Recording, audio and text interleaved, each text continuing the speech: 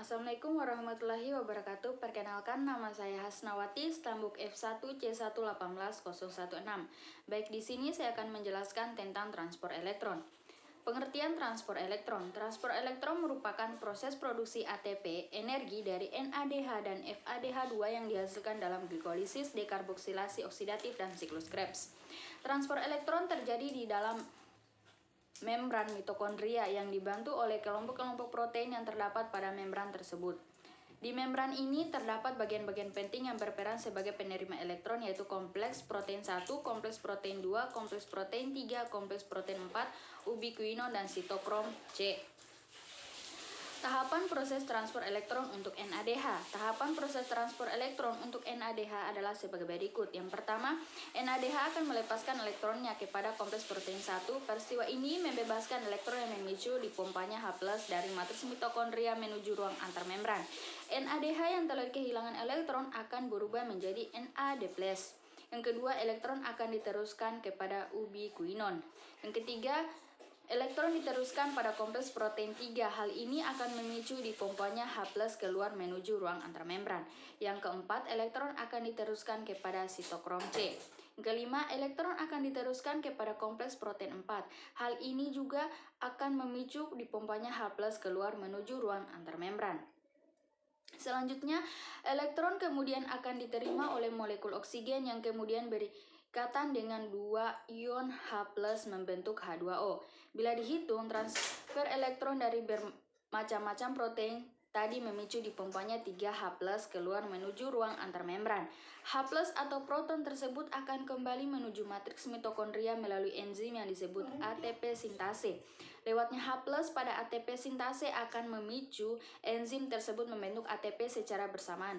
Karena terdapat 3H+ yang masuk kembali ke dalam matriks, maka terbentuklah 3 molekul ATP.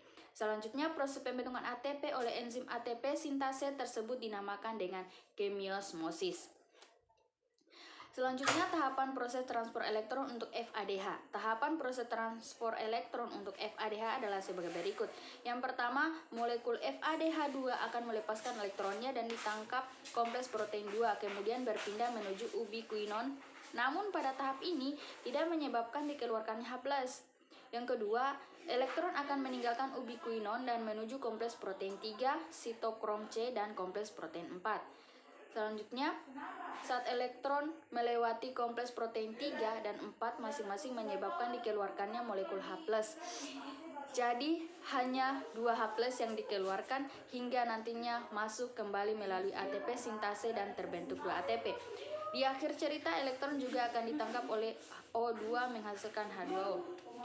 Proses transfer elektron dapat kita lihat pada gambar yang tertera di layar, di mana NADH menghasilkan NADH dehidrogenase sehingga FADH2 ubiquinon menghasilkan sitokrom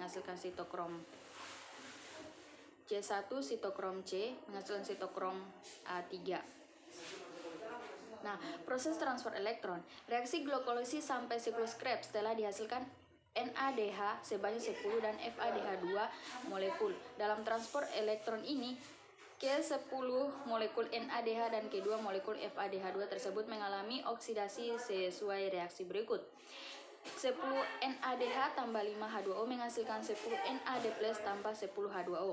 Kemudian 2 FADH2 tambah O2 menghasilkan 2 FAD tambah 2 H2O. Setiap oksidasi NADH menghasilkan kira-kira 3 ATP dan kira-kira 2 ATP untuk setiap oksidasi FADH2.